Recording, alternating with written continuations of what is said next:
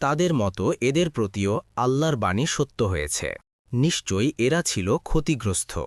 ১৯ আর সকলের জন্যই তাদের আমল অনুসারে মর্যাদা রয়েছে, আর আল্লাহ যেন তাদেরকে তাদের কর্মের পূর্ণ প্রতিফল দিতে পারেন, আর তাদের প্রতি কোনো জুলুম করা হবে না।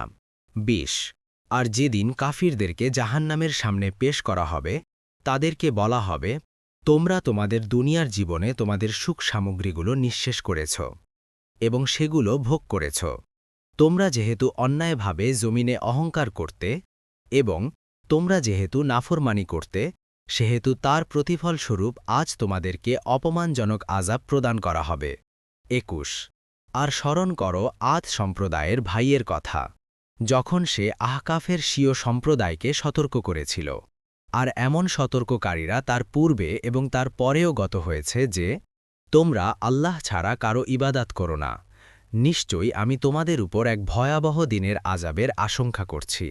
২২ তারা বলল, তুমি কি আমাদেরকে আমাদের উপাস্যদের থেকে নিবৃত্ত করতে আমাদের নিকট এসেছ? তুমি যদি সত্যবাদীদের অন্তর্ভুক্ত হও, তাহলে আমাদেরকে যার ভয় দেখাচ্ছ তা নিয়ে এসো।